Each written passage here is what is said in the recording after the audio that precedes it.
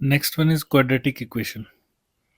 देखो, quadratic equation से पहले आपको एक स्ट्रेट लाइन की इक्वेशन पता होनी चाहिए। तो स्ट्रेट लाइन की इक्वेशन हम फॉर्मेट इस फॉर्मेट में लिखते हैं, ठीक है। तो अब देखो इसमें क्या है। इसमें आपके पास, इसको लीनियर इक्वेशन बोलते हैं। लीनियर का मतलब होता है जब वेरिएबल्स की पावर जो है वो वन हो, ठीक है। तो देखो यहाँ भी वन है, एक्स की भी वन है, एक्स और वाई होंगे ना वेरिएबल, तो वो वेरिएबल है।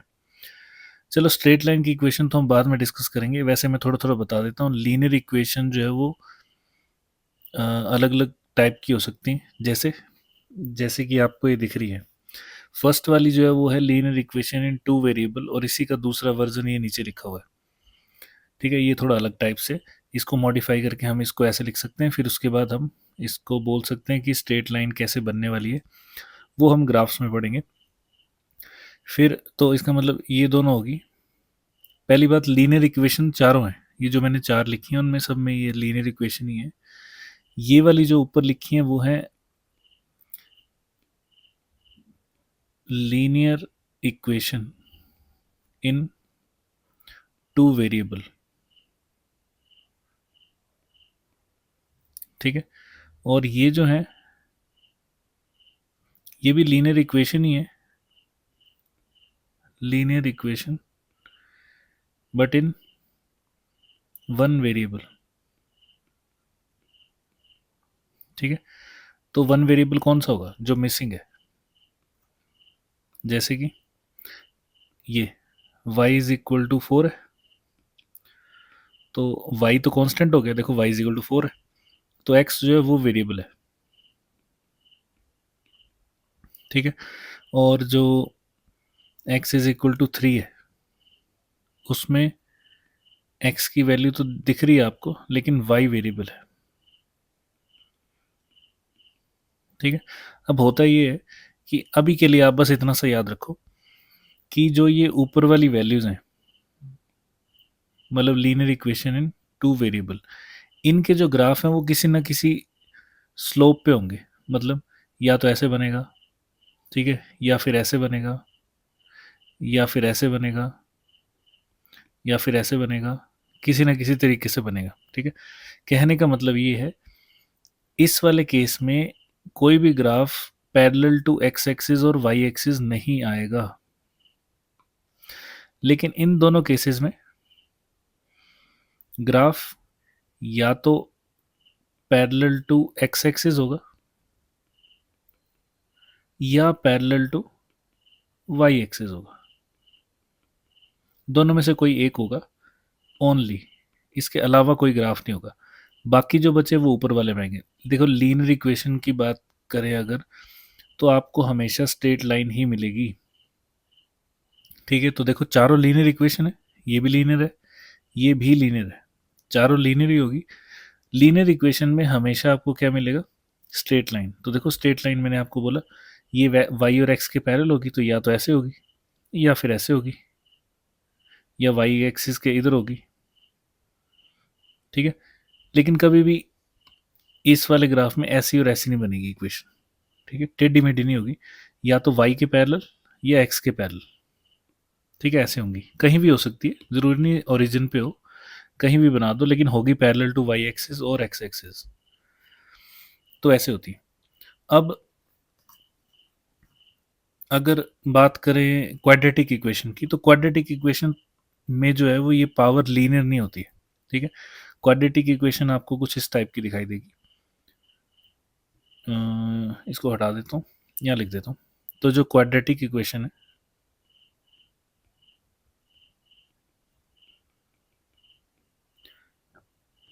वो इस फॉर्मेट में होती है,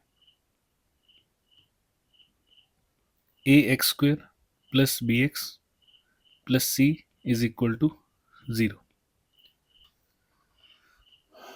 तो मतलब मैक्सिमम पावर 2 हो सकती है क्वाड्रेटिक इक्वेशन में, ठीक है।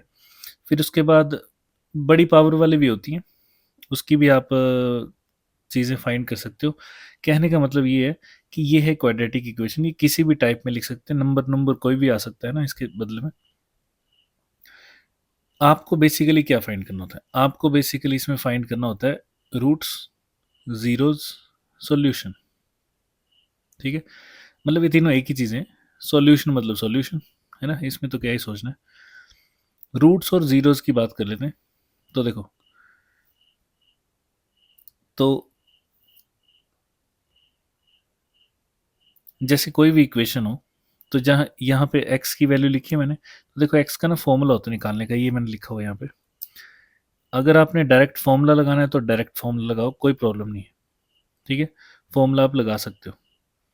तो इसको रूट्स निकालने होते हैं जो हमने, वो आपको किसी भी फॉर्म में बनाने पड़ सकते हैं या फिर लिखे जा सकते हैं, ठीक है?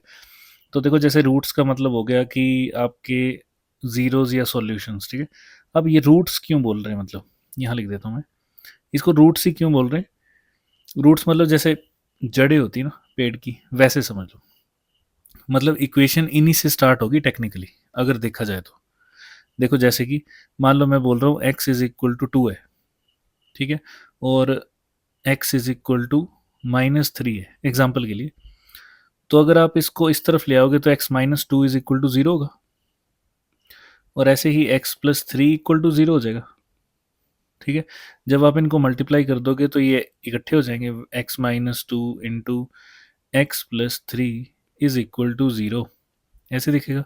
इसको भी जोड़ लो तो ये बन जाएगी x² मल्टीप्लाई कर दो इसको अच्छे से, तो -2x plus 3x plus plus नहीं -6 इज इक्वल टू 0। ये बन गया आपकी क्वाड्रेटिक इक्वेशन। सॉरी, इसको भी सॉल्व कर सकते हो आप। x² plus x -6 is equal to 0। This is your quadratic equation. बन गई क्वाड्रेटिक इक्वेशन। तो शुरुआत कहाँ से की थी आपने? शुरुआत की थी आपने यहाँ से, इसीलिए इनको रूट्स भी बोलते हैं। मतलब यहीं से शुरुआत होती है और यहाँ जाके इक्वेशन बन जाती है। तो इक्वेशन जहाँ से शुरू हुई थी उसको रूट्स ही बोलोगे, ठीक है? अब आते हैं ज़ीरोज़ क्यों बोलते हैं। दूसरा नाम होता है ज़ीरोज़। ज़ीरोज़ इसको इसलिए बोलते हैं क्योंकि मान लो यही वाला क्वेश्चन है, इस क्वेश्चन के दो आंसर आएंगे, ठीक है? पहली बात, आपको क्वाड्रेटिक इक्वेशन देख के पता लग जाएगा, जिस भी टाइप की होगी। तीन वाली भी हो सकती है, ठीक है? तो पॉलिनोमियल इक्वेशन टाइप, तो वो तीन वाली भी हो सकती है। अभी कितनी पावर है हाईएस्ट? 2 है ना? तो इसके दो आंसर आएंगे, इसका मतलब एक्स की वैल्यू दो होंगी, जैसे +2 -3 ऐसे करके कोई भी दो वैल्यूज हो सकती हैं, लेकिन होंगी दो ही। पूरे नंबर सिस्टम में, पूरे मैथ्स में, अगर मैं कोई इक्वेशन लिख रहा हूँ ऐसी, जैसे ये इक्वेशन लिखी, तो इसके आंसर जो हैं वो यही दो वैल्यूज होंगी। इसके अलावा जो मर्जी पुट कर लो, ये सेटिस्फाई नहीं करेगा। मतलब क्या नहीं सेटिस्फाई करेगा? ज़ीरोज़। अब ये क्या मतलब हुआ? तो देखो, ज़ीरोज़ का मतलब बड़ा आसान सा है। अगर आप x की ये वाली वैल्यूज़ पुट कर दोगे, x इज़ इक्वल टू 2 और x इज़ इक्वल टू -3, ठीक है? तो लेफ्ट हैंड साइड, ये जो लेफ्ट हैंड साइड में लिख रहा हूँ, ये राइट हैंड साइड के बराबर हो जाएगी,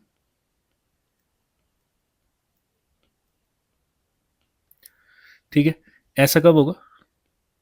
तो याद रखना, जैसे ही मैं इसमें इन दोनों में से कोई भी एक वैल्यू एक एक करके डालूंगा, तो इसका आंसर 0 आ जाएगा। मतलब इक्वेशन सेटिस्फाई होगी। LHS is equal to right RHS, ठीक है? तो इसलिए इसको ज़ीरोज़ भी बोलते हैं। ऐसे ही -3 पुट करूंगा तो भी आ जाएगा 0, 2 पुट करूंगा तो भी 0 आ जाएगा, इसलिए इसको 0 बोल देते हैं। रूट्स क्यों बोलते थे? क्योंकि इक्वेशन यहाँ से शुरू होके बनती है, मतलब यहाँ से शुरू होती है टेक्निकली, तो इसलिए इसको ज़ीरोज़ और रूट्स बोलते हैं। सॉल्यूशन तो कुछ खास नहीं, सॉल्यूशन वाला सॉल्यूशन, ठीक है? अब आते हैं जैसे कि क्वेश्चन कैसा दिखेगा। क्वेश्चन आपको ऐसा दिखेगा, जैसे मैंने एक एग्जांपल यहाँ लिख दिया हुआ है, तो बड़ा आसान सा क्वेश्चन है यहाँ पे। वैसे बोला, एक पार्टिकल को थ्रो किया upward with velocity 30 metre per second from top of a tower of 45 metre. वैसे तो आपको ये जाके काइनेमेटिक्स में दिख ही जाएगा, आपको वहाँ सॉल्व करना भी आ जाएगा। फिलहाल मैं आपको इक्वेशन बना के दिखा रहा हूँ। देखो, तो क्वेश्चन में ये लिखा है कि एक पार्टिकल है, ठीक है, और इसको ऊपर की तरफ फेंक दिया टावर के ऊपर से with some velocity 30 metre per second. तो क्या होगा कि ये इधर जाएगा, फिर उसके बाद आके नीचे गिर जाएगा, ठीक है, ऐसे करके ग्राउंड पे गिर गया। अब बोला कि जो बिल्डिंग की हाइट थी वो थी 45 मीटर, ठीक है। देखो ये इनिशियल पोजीशन है, फाइनली बॉल यहाँ पहुंच जाएगा, this is your final position. Situation ये है कि टाइम ऑफ फ्लाइट फाइंड करने को बोल रहे हैं हमें, ठीक है। तो देखो टाइम ऑफ फ्लाइट फाइंड करने के लिए टाइम भी तो होना चाहिए, तो टाइम की इक्वेशन कौन सी है, v is equal to u plus a t. पर प्रॉब्लम ये है कि इसमें v पता नहीं है हमें, ठीक है। u तो पता है और एक्सेलेरेशन भी पता है, लेकिन v पता नहीं है। तो फिर हम ऐसी इक्वेशन फाइंड करेंगे जिसमें हमारी वैसी वैल्यू, तो दूसरी इक्वेशन क्या होती है, s is equal to u t plus half of a t का स्क्वायर। अब देखो हमें इनिशियल वेलोसिटी पता है, इनिशियल वेलोसिटी कितनी है, 30 मीटर पर सेकंड।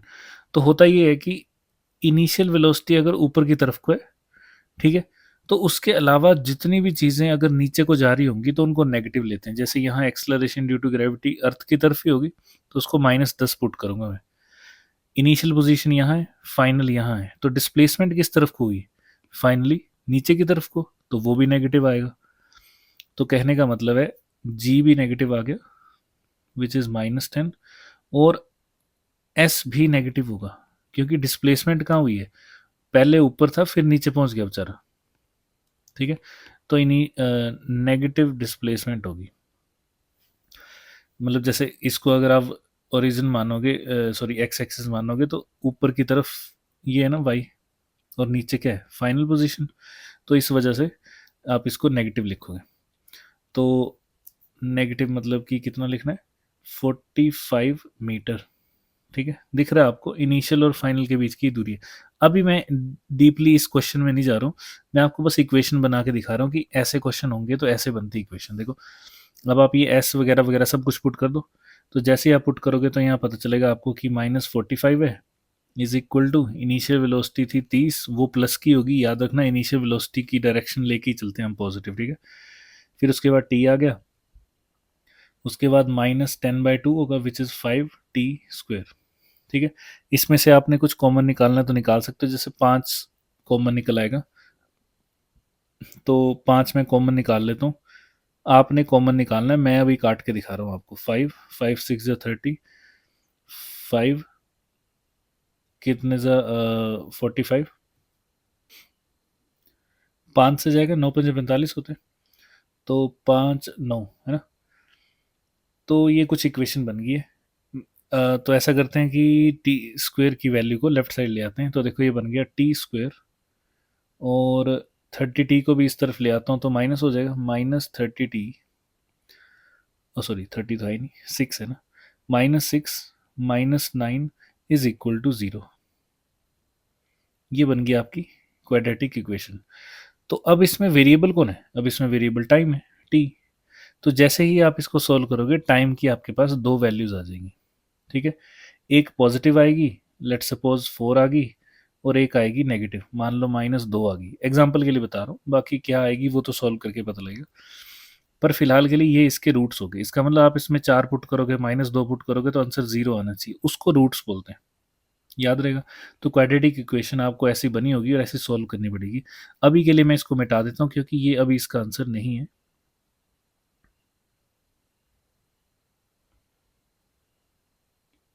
हाँ, तो ये मैं हटा देता हूँ।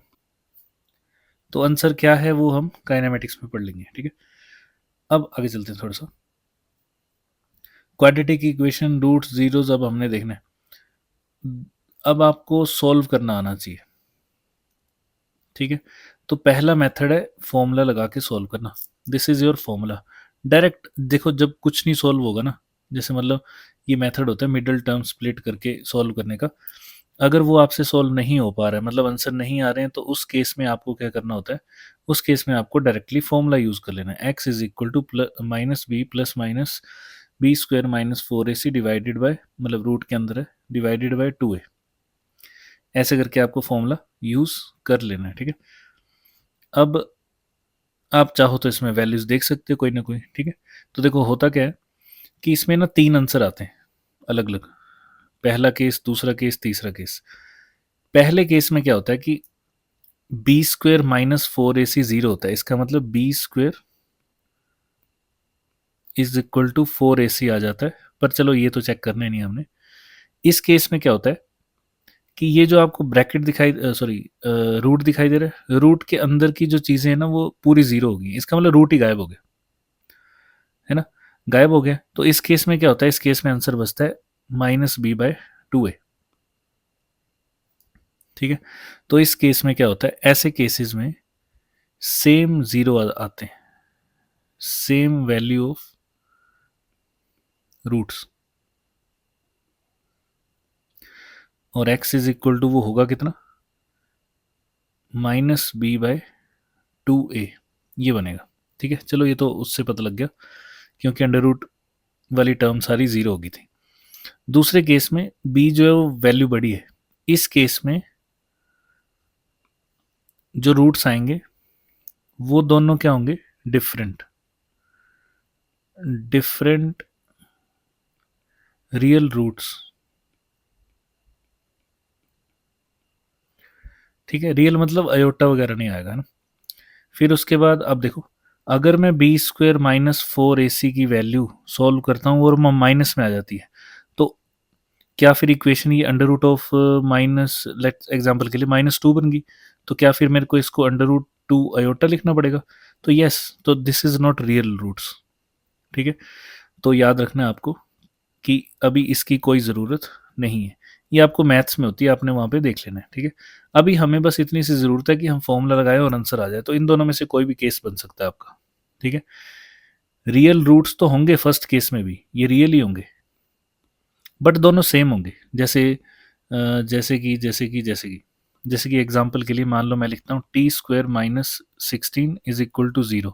ठीक है, तो देखो t को उधर लेके जाऊंगा, t² नहीं, 16 को उधर लेके जाऊंगा, तो ये बनेगा t इज इक्वल टू √16, तो आंसर आएंगे +-4। ये भी अलग अलग है वैसे तो, ठीक है, मैग्नीट्यूड वाइज सेम है बट वैसे अलग है, तो इसको कंसीडर नहीं कर सकते अभी हम इस एग्जाम्पल के लिए, लेकिन आंसर सेम ही आएंगे, मतलब उसका एक ही नंबर होगा। जैसे मान लो आंसर आ गया 1/2, बस, तो फिर वो 1/2 ही होगा, तो दो 1/2 आ जाएंगे। ठीक है, दो 1/2 क्यों आएंगे, क्योंकि एक्स स्क्वेयर था, हाईएस्ट पावर कितनी होगी उसके हिसाब से रूट्स होंगे। टेक्निकली रूट एक ही आया होगा, लेकिन हम उसको दो अलग अलग मान के चलेंगे कि भाई दो रूट आए लेकिन दोनों सेम थे, उसमें हम कुछ नहीं कर सकते। ठीक है, ज़्यादातर जितनी भी क्वेश्चंस या क्वेश्चन बनेंगे वो सब ऐसे ही होंगे, ये वाला। तो यही केस सबसे इंपॉर्टेंट है, इसी को हमने डिस्कस करना है। ठीक है, तो मेथड देख लो दूसरा, एक तो फॉर्मूला है, डायरेक्ट फॉर्मूला लगाओ आंसर आ जाएगा। दूसरा है मिडिल टर्म स्प्लिट करके। तो देखो, सबसे पहले मेथड को समझ लेना। ठीक है, मेथड समझने के लिए आपको क्या करना पड़ेगा, इसको देखना पड़ेगा, इस इक्वेशन को देखो, इसमें एक है ए, एक है बी और एक है सी। ए बी सी इसमें कांस्टेंट है। ठीक है, सबसे पहले आपको क्या करना होता है, सबसे पहले आपको लिखना है एक चीज सम। सम को मैं अब एस से लिखूंगा, और एक होता है प्रोडक्ट, प्रोडक्ट को मैं पी से लिखूंगा। बिल्कुल ध्यान से समझ लेना, ये एट्थ का कंसेप्ट है, तो मेरे को लगता नहीं कोई ज़्यादा प्रॉब्लम होगी, लेकिन फिर भी हो सकता है भूल गए हो आप। तो देखो सम, सम के लिए सम क्या होगा, आपने लिख लेना है इसको कोफिशिएंट ऑफ एक्स, जो भी एक्स के साथ लिखा होगा वो, प्लस में लिखा होगा तो प्लस में, माइनस में लिखा होगा तो माइनस में। फिलहाल यहाँ लिखा है +b। ठीक है, प्रोडक्ट को देखो, प्रोडक्ट का मतलब होगा a × c, और अच्छी बात ये है कि दोनों ए सी ही है, तो कोई प्रॉब्लम ही नहीं है। यहाँ देखो, यहाँ सम क्या होगा, यहाँ सम होगा -b, और प्रोडक्ट क्या होगा, प्रोडक्ट होगा a × -c which is -ac, ये आ गया। ओके, अब देखो 1² - 5x + 4 इज इक्वल टू 0, ये है क्वेश्चन, इसको हमें सॉल्व करना है। ये और ये दोनों सेम ही चीज़ें लिखी हैं, बस एक में 1 नहीं लिखा हुआ है ना, तो वैसे तो सेम ही है, बट देख लेते हैं करना क्या है। तो सिचुएशन ये होती है कि आपको ना एस और पी ढूंढना है सब में। ध्यान से याद रख लेना, ये मेथड बड़ा आसान सा होता है, तो जब मैं बताऊंगा तो आपको अब याद होना चाहिए हमेशा के लिए। ठीक है, तो सम इज इक्वल टू यहाँ पे है -5, और प्रोडक्ट यहाँ पे है 1 × 4 विच इज 4। स्टेप्स याद रखने, स्टेप फॉलो करोगे आंसर अपने आप आ जाएगा। ठीक है, अब आपको प्रोडक्ट को उठा लेना है, प्रोडक्ट इज 4, 4 के फैक्टर लिखने जितने भी हो सकते हैं, तो क्या क्या होंगे, 1 से शुरू कर देना, 1 इंटू 4 4, और 2 इंटू 2 4, और 3 इंटू 3 3 इंटू 1 कुछ नहीं होता, ठीक है। तो मतलब यही दो फैक्टर बने।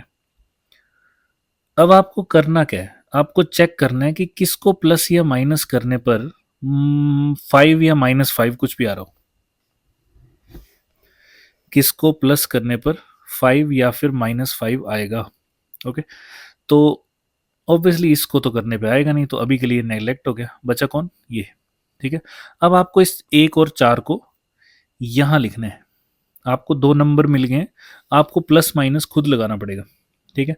अब देखो, प्रोडक्ट में प्लस है ना, प्लस, तो प्रोडक्ट में प्लस है, इसका मतलब मल्टीप्लिकेशन करके आपका दोनों में साइन नेगेटिव होगा तभी प्लस आता है, या दोनों में पॉजिटिव होगा तब भी प्लस आ जाता है, ऐसे ही होता है। और 4 और 1 को क्या करोगे आप, साइन लगा के, कैसे साइन लगाओगे कि -5 आए, तो मेरे ख्याल से आपको ये पता है, बड़ी आसान सी चीज़ है, -1 -4, इसको आप प्लस करोगे या मतलब जो भी अलजेब्रा चल रहा है यहाँ पे, उससे आएगा -5। लेकिन अगर आप इन्हीं दोनों नंबर को -1 इंटू -4 कर दोगे, ब्रैकेट्स का ध्यान रखना है, तो ये बन जाएगा प्लस का 4। देखो ये +4 बन गया, ये -5 बन गया, मतलब हमारी सिचुएशन सेटिस्फाई हो चुकी है। इसका मतलब मिडिल टर्म को स्प्लिट करके यही लिखना है। अब लिखना कैसे वो भी देख लेते हैं। लिखने के लिए आपको क्या करना है, फर्स्ट टर्म को ऐसे लिख देना as it is, last term को भी एज इट इज ही लिखना है।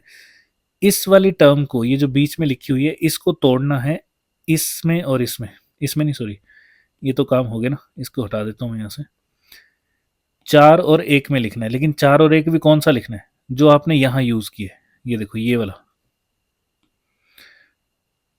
1 2, -1 और -4, तो यही आपने यहाँ लिख देना, -1x -4x, याद रखना वही लिखना जो यहाँ पे आप बना रहे हो, -x को आपने -4 से मल्टीप्लाई किया, तो वही दो टर्म्स हैं, ठीक है। इन दोनों को यहाँ लिख दो, +4 लिखो, ये लास्ट टर्म है, इज इक्वल टू 0, मतलब ये दोनों एज इट इज उतार उतार दी नीचे। अब क्या करना है, बस सोल्व हो गया, इतना ही काम था।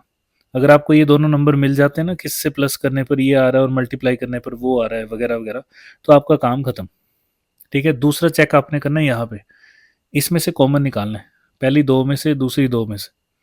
पहली दो इक्वेशंस, मतलब जो भी वैल्यूज है टर्म्स, उसमें से कॉमन क्या आएगा, एक्स, तो बचा क्या, क्या एक एक्स बाहर आ गया है, तो यहाँ एक्स -1 बचेगा, माइनस, अगले में से 4 कॉमन आ जाएगा, और माइनस भी कॉमन आ गया, तो इसका मतलब एक्स का माइनस बाहर आ गया।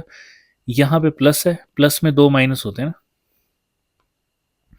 मतलब माइनस इंटू माइनस क्या होता है, प्लस, तो एक माइनस बाहर निकाल देते हैं, तो एक अंदर बच गया, और 4 बाहर निकल गया, तो 1 बच गया, इज इक्वल टू 0।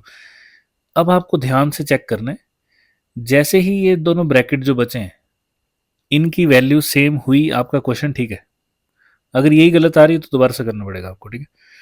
अब पूरी इक्वेशन में आपने क्या करना है, x-1, ये जो ब्रैकेट में है उसको अलग लिखो, टेक्निकली आप कॉमन निकाल रहे हो इसको, और जो बचा है वो अलग लिख दो। क्या बचा, x-4 बच गया, ये वाला आपने बाहर लिख दिया, है ना, और बचा क्या, x-4 इज इक्वल टू 0, यही आपके आंसर है। इन दोनों को अलग अलग सिंगल सिंगल एक जीरो के इक्वल कर दो, x-1 is equal to 0, x-4 is equal to 0, x is equal to 1 and x is equal to -4, sorry +4। This is your final answer. अब ये क्या निकला, दिस इज रूट्स या फिर जीरोस। अब आप चाहो तो पुट करके देख सकते हो, जैसे ही आप 1 इसमें पुट करोगे, ठीक है, आंसर आएगा 0। जैसे ही आप इसमें 4 पुट करोगे, x की जगह, ऑब्वियसली जहां जहां x है वहां x की जगह ये पुट करना है, तब भी आंसर आएगा 0। तो ऐसे क्वाड्रेटिक इक्वेशन सॉल्व करते हैं, ठीक है। तो देखो ये अलग अलग तरीके से आ सकती हैं, तो 3-4 होती हैं, मैं आपको करके दिखा देता हूँ। देखो मैंने 4 कर एग्जाम्पल लिए, आपको ये समझ आ जाएंगे, तो बिल्कुल पूरा एक्यूरेटली समझ आ गया, ठीक है। अब देखो करना क्या है, सबसे पहले वही आपके मेथड बिल्कुल सेम रहेगा, आपको मेथड याद रखना है। सबसे पहले लिखना है आपको सम, सम इज, ध्यान से देखना आप, अगर अभी पता नहीं लगा तो अब पता लग जाएगा। यहाँ सम कितने, +5, तो +5 आ गया, प्रोडक्ट कितना है, प्रोडक्ट इज 1 into 6, यही होगा, तो लिख दो 1 into 6 इज 6। ठीक है, अब हमें क्या करना है, हमें प्रोडक्ट को उठाना है और उसके फैक्टर्स करने हैं। 6 के फैक्टर क्या होते हैं, 1 into 6, 2 into 3, इसके अलावा तो कोई नहीं होता। ठीक है, फिर उसके बाद क्या करना होता है, उसके बाद चेक करना है कि किसको प्लस या माइनस करने पर सम आ रहा है। सम आना चाहिए, ठीक है, मतलब एस की जो वैल्यू लिखी है वो आनी चाहिए। तो ऑब्वियसली 3 और 2 को अगर आप प्लस कर दोगे तो 5 आ जाएगा। ठीक है, और 6 और 1 को माइनस कर दोगे तब भी आ जाएगा। ठीक है, तो इसका मतलब दोनों ही आंसर वैलिड हो सकते हैं, है ना। उसके लिए आपको बस चेक करना पड़ेगा लिख के। क्या लिख के चेक करना है, मान लो मैं 1 और 6 ले लेता हूँ पहले, क्योंकि यही 5 दिख रहा है अच्छा खासा। तो 1 और 6 को मैं मल्टीप्लाई कर दूंगा तो 6 आ जाएगा, तो ये तो सेटिस्फाई हो गया, इसी से तो निकाला था। लेकिन अगर मैं 1 और 6 को प्लस करूंगा तो 7 आएगा। कहने का मतलब ये है, जो नंबर आप यहाँ लिख रहे हो वही ऊपर भी लिखने हैं दोनों। प्लस में लिख रहे हो तो प्लस लिखो, माइनस में लिख रहे हो तो माइनस लिख दो। ठीक है, तो मतलब ये दोनों तो गलत हो गए। ये तो ठीक है, सॉरी, ये वाला गलत हो गया ना। तो मतलब ये सेटिस्फाई नहीं कर रहा है। लेकिन ऐसा भी तो कर सकते हैं हम कि 6 को प्लस लिखते हैं, 1 को माइनस लिख दे रहे हैं, है ना। तो 6 - 1 5, लो सेटिस्फाई हो गया। अब यही दो नंबर नीचे मल्टीप्लाई करने हैं, 6 और -1, तो आएगा आंसर -6। तो ये फिर सेटिस्फाई नहीं हुआ, इसका मतलब ये आंसर है ही नहीं। जो मर्जी कर लो, ठीक है। तो आंसर कौन सा होगा, 3 और 2, यही बचा। देखो, 3 और 2 को ऐड करोगे तो 5 आ जाएगा, 3 और 2 को मल्टीप्लाई कर दोगे तो 6 आ जाएगा। बहुत ही आसान सी चीज़ है। ठीक है, इसका मतलब मिडिल टर्म जो 5x लिखी है उसको स्प्लिट करके आपको बस 2x और 3x लिखने हैं, तो लिख देते हैं x² + 2x + 3x + 6 = 0। आ गई वैल्यू। इसमें से कॉमन निकाल लो जो जो निकल रहा है। तो देखो, पहले में से कॉमन निकलेगा, x कॉमन आ गया, बचा x + 2, प्लस दूसरे में से 3 कॉमन आ जाएगा, बचा x + 2 = 0। ठीक है, तो मैंने आपको बोला था ब्रैकेट के अंदर अगर इक्वेशन सेम आ गई है तो मतलब आपका आंसर बिल्कुल सही आ रहा है। तो x + 2 को साइड कर दो और जो बचा है उसको अलग कर दो, x + 3 = 0। तो इसका मतलब यहाँ से वैल्यू आ गई, x = -2 एंड x = -3 आंसर। तो बस ऐसे फाइंड करते हैं। अगला भी करके देख लेते हैं। तो पहले आपने ट्राई कर लेना, पॉज करो, ट्राई करो, और अब देखो सम। सम कितना है यहाँ पे, +2। प्रोडक्ट कितना है, 3 × -5, ध्यान से देख लो, माइनस का 15 आ गया। ठीक है, अब आपको करना क्या है, नेक्स्ट स्टेप क्या था, इस 15 के फैक्टर बनाओ। तो बना लेते हैं 15 के फैक्टर। तो प्रोडक्ट इज 15, इसके फैक्टर बनाने हैं आपको। तो 15 किस किस से आता है, 1 × 15, 2 से तो आएगा नहीं, 3 × 5, 4 से नहीं आएगा, 5 से आएगा, 5 × 3 हमने लिख दिए, तो मतलब 2 ही बने फिलहाल तो, और तो नहीं होते हैं कोई, है ना। अब आपको ये चेक करना होता है कि प्रोडक्ट तो आ गया है, प्रोडक्ट तो है ही हमारे पास। ठीक है, 1 × 15 करूंगा तब भी 15 आ जाएगा। अब आपको ये चेक करना है कि किसको प्लस या माइनस करने पर सम आता हो। तो क्या 15 और 1 को प्लस या माइनस करने पर कभी 2 बन पाएगा, नहीं। तो मतलब आंसर यही है, 3 और 5। अब बस आपको इसको लिख के सेट करके देखना है कि कैसे लिखा जा सकता है। पहली बात, प्रोडक्ट नेगेटिव कब होता है, जब दोनों में से कोई एक टर्म नेगेटिव हो, है ना। और सम पॉजिटिव कब होता है, जब बड़ा साइन, बड़ी वैल्यू का साइन पॉजिटिव हो। इसका मतलब 5 आपको प्लस का लेना है और 2 नेगेटिव लेना है। ठीक है, तो देखो आंसर क्या आ गया, सॉरी 2 नहीं, 3, 3 नेगेटिव का लेना है, तो आंसर आ गया 2, आ गया +2। ओके, सम का काम खत्म। प्रोडक्ट में देखो, इन्हीं सेम नंबर्स को मल्टीप्लाई करना है। 5 × -3, तो यस -15 आ रहा है, इसका मतलब यही हमारा सही वैल्यू है। तो अब क्या करना होता है, कुछ भी नहीं, इस इक्वेशन में पुट करना है। 3x² लिखा साइड पे, प्लस 2x की जगह अब लिखना पड़ेगा आपको या तो 3 वगैरह पहले लिख लो। अब देखो दो नंबर कौन कौन से हैं, 5 और -3 है ना।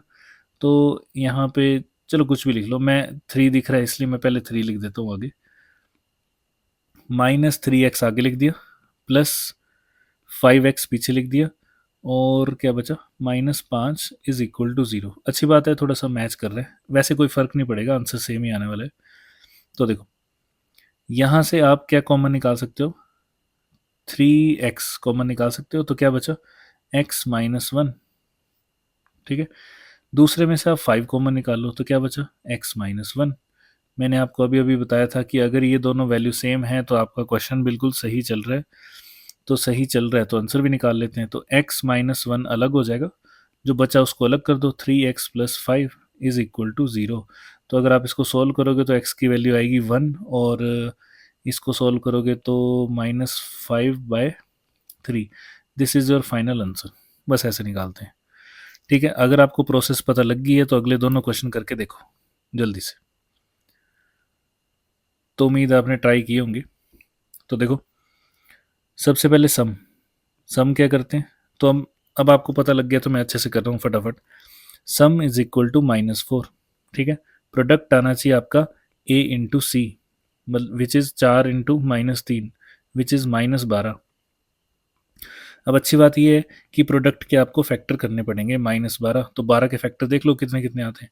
तो 12 के फैक्टर 1 इंटू 12 होगा, 2 इंटू 6 होगा, 3 इंटू 4 होगा, यही आ सकता है, इसके अलावा तो कुछ है नहीं। अब आपको चेक करना है कि इन तीनों में के पेयर में से किसको प्लस या माइनस करने पर 4 आता हो। तो देखो इसको तो कुछ भी कर लो 4 नहीं आएगा, 3 और 4 को प्लस करने पर 7 आता है, माइनस करने पर 1 आता है, या माइनस करने पर -1 आ सकता है, लेकिन -4 तो नहीं आ सकता। अब तो बचा कौन, ये 6 - 2 = 4। तो फिर इसका मतलब हमारा आंसर इन्हीं में से कुछ है ना। अब वो करने के लिए क्या करना होता है, वो करने के लिए आपको यहाँ पे चेक करना पड़ेगा। अब मैंने आपको बताया मल्टीप्लिकेशन नेगेटिव कब होती है, जब दोनों में से कोई एक टर्म नेगेटिव हो, ऐसा ही होता है ना। जब दोनों में से कोई भी एक टर्म नेगेटिव हो तो मल्टीप्लिकेशन नेगेटिव हो ही जाता है।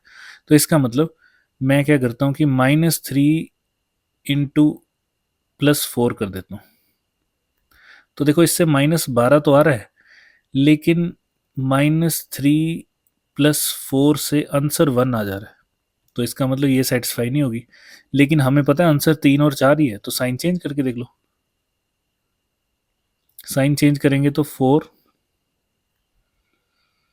को नेगेटिव कर दो, मल्टीप्लाई 3 को पॉजिटिव कर दो। देखो -12 तो अभी भी सेटिस्फाई कर रहा है क्योंकि इसी के तो प्रोडक्ट थे, लेकिन सम में क्या हो रहा है, सम में आ रहा है -4 + 3, सॉरी 4 और 3 तो थे ही नहीं हमारे पास, है ना। अ, अच्छा देखो, तो इसमें से कौन सा वैलिड हो रहा है, हमारा आंसर कौन सा आ रहा है, 2 और 6। तो 2 और 6 है, तो इसको 2 और 6 को ट्राई कर लेते हैं। तो देखो मान लो मैं करता हूँ +2 इंटू -6, तो क्या हमारा आंसर -12 आ रहा है, यस बिल्कुल आ रहा है। +2 -6, क्या हमारा आंसर -4 आ रहा है, यस बिल्कुल आ रहा है। तो इसका मतलब यही इक्वेशन है। कौन कौन से नंबर है, नंबर बन गए आपके पास ये और ये, प्लस का 2 और माइनस का 6। तो मिडिल टर्म स्प्लिट करके ये लिखना पड़ेगा। तो 4x² -4x की जगह लिखना है आपको -6x +2x -3 is equal to 0। तो उम्मीद अब तक आप समझ चुके हो कि इसको हटा के आपको ये दोनों नंबर लिखने हैं। ऑब्वियसली इन्हीं का तो सम या प्रोडक्ट है, सम है फिलहाल तो। अब इसमें से कॉमन निकाल लो। तो कॉमन आपको पता है जो दिख रहा होगा वो निकाल लो। मेरे ख्याल से 2 कॉमन निकल रहा है, तो 2 कॉमन निकालना पड़ेगा। साथ में x भी कॉमन दिख रहा है, तो x भी निकालना पड़ेगा। और बचा क्या, यहाँ बचेगा 2x -3 बच जाएगा शायद, +1। और आगे भी क्या बचा, 2x -3, ब्रैकेट में सेम वैल्यू, क्वेश्चन सही है। तो आंसर आएगा 2x -3 into 2x plus 1 is equal to 0। अच्छा, एक चीज़ और, ये जो आप यहाँ निकाल रहे हो ना, ये दो चीज़ें, इनको बोलते हैं फैक्टर्स। सिंपल सी बात है, फैक्टर होता क्या है? दो का मल्टीप्लिकेशन, ये मल्टीप्लिकेशन ही तो है, तो इसको फैक्टर्स बोलते हैं, ठीक है। इससे एक स्टेप और आगे चलोगे तो आपके पास x की वैल्यू आ जाएगी। जैसे इस फर्स्ट वाले को सॉल्व करोगे तो अब तक आपको पता लग गया कि 2x minus 3 is equal to 0 होगा, तो x इज इक्वल टू 3/2 हो जाएगा। ओके, और दूसरे में x is equal to minus 1/2 हो जाएगा। ये बन गया आपके पास क्वाड्रेटिक इक्वेशन का रूट्स। एक और है, देखो मैंने ना आपको तीन टाइप करवा दी। पहले में दोनों के वैल्यूज प्लस प्लस आ रही थी, है ना। दूसरे में छोटी वाली नेगेटिव है, बड़ी वाली प्लस की है। अगले में बड़ी वाली नेगेटिव है, छोटी वाली प्लस की है। तो मेरे ख्याल से चौथा केस होगा, उसमें शायद दोनों नेगेटिव होंगे, तो एक बार चेक कर लेते हैं हम। तो आपको पता है इसमें सम क्या है? सम is -10, product is 1 into 21 which is 21। तो ये लो 21, ठीक है। अब प्रोडक्ट के क्या करने हैं हमें? फैक्टर्स। तो प्रोडक्ट इज 21, इसके फैक्टर करके देख लेते हैं। तो क्या ये 1 इंटू 21 होगा? यस होगा। 2 से नहीं आता है, 3 से आता है। 3 7 3 से 21। ओके, और तो किसी से आएगा नहीं 21, तो यही होंगे। अब देखो इन दो में क्या 1 और 21 को कुछ प्लस या माइनस करने पर -10 आता है? नहीं आता है, ठीक है। तो इसका मतलब 3 और 7 ही आंसर है। और मैंने आपको बताया कि आपको खुद चेक करना पड़ेगा ये लिख के कि कौन किससे क्या आ जाता है, ठीक है। मतलब अगर मैं इसको लिखता हूँ -3 प्लस 7 और इनको मल्टीप्लाई करता हूँ तो ये तो -21 हो गया। ये तो वैसे ही गलत है, मतलब दोनों में से कोई एक माइनस तो नहीं होना चाहिए, दोनों ही या तो माइनस हो या प्लस हो। लेकिन अगर मैंने दोनों को प्लस कर दिया 3 और 7, तो देखो प्लस का 10 नहीं आएगा, सॉरी माइनस का 10 नहीं आएगा, है ना। तो इसका मतलब ये भी नहीं है। तो इससे साफ साफ पता चल जाएगा आपको। मेरे ख्याल से अब तक आइडिया हो ही गया होगा आपको, सारे क्वेश्चनों में थोड़ा थोड़ा आइडिया हो ही जाता है। तो इसमें भी आपके पास -3 -7, देखो बन गया 10, माइनस का 10 ही तो बनाना था। और नीचे -3 इंटू -7, ध्यान रखना ब्रैकेट्स बड़े इंपॉर्टेंट होते हैं, प्लस का 21 बन गया। बस हो गया। मिडिल टर्म स्प्लिट करके ये लिख दो। किसकी जगह लिखना है इसको? -10x की जगह क्या लिखना है? -3x -7x, दो टर्म जो बनी है वो, +21 इज इक्वल टू 0। कॉमन निकाल लो जो जो निकल रहा है। तो मेरे ख्याल से फर्स्ट में से x ही कॉमन निकलेगा, तो x -3 बचा, ठीक है। और दूसरे में से 7 कॉमन निकल रहा है तो x -3 बचेगा। अच्छा, -7 कॉमन निकल रहा है इज इक्वल टू 0। जब जब यहाँ माइनस होगा ना बीच में, तो आपने क्या करना है? साइन चेंज कर देना ब्रैकेट के अंदर वाले, बिना सोचे, कोई टेंशन ही नहीं। क्योंकि माइनस कॉमन निकालोगे तो साइन तो चेंज ही होंगे, प्लस होगा तो माइनस हो जाएगा, माइनस होगा तो वो तो बाहर आ ही जाएगा, है ना, तो प्लस हो जाएगा। तो आपने साइन चेंज कर देना फटाफट। ब्रैकेट के अंदर सेम वैल्यू, मतलब सही चल रहे हैं हम। x-3 into x-7 is equal to 0। x is equal to 3 and 7, answer आ गया। तो देखो यहाँ दोनों पॉजिटिव आए हैं, यहाँ एक पॉजिटिव है एक नेगेटिव है, यहाँ एक नेगेटिव एक पॉजिटिव है, यहाँ दोनों नेगेटिव है, ठीक है। तो मैंने आपको तीन टाइप के करवा दिए। तो जब आप इनको इकट्ठे करके देखोगे तो ये आपको कुछ ऐसे दिखेंगे। आप चाहो तो स्क्रीनशॉट ले सकते हो इसका, ये सब अच्छे से दिख रहे हैं आपको और आपके पास आंसर भी आ गए। पर आपको अच्छे से ध्यान रखना है, ठीक है। तो आपको पता लग गया सम क्या होता है जो x के साथ लिखा होता है। ये देखो सम इज 2 या सम is -4, some is -10। Okay, product क्या होता है जो पहले और यहाँ लास्ट में कांस्टेंट होता है? 3 एंड -5, 15 माइनस का 4 और -3 -12। तो ये आंसर आ गया आपके पास। तो this is your quadratic equation. ऐसे सॉल्व करते हैं, ठीक है। अगर फिर भी आपको किसी क्वेश्चन में दिक्कत हो कि जो ये मिडिल टर्म है स्प्लिट नहीं हो रही है, तो ऐसा होता है, ठीक है। जब मिडिल टर्म स्प्लिट नहीं होगी तो इसका मतलब आंसर कुछ अजीब सा होगा, या तो रूट में होगा या समथिंग ऐसा कुछ, ठीक है, कुछ अलग सा होगा।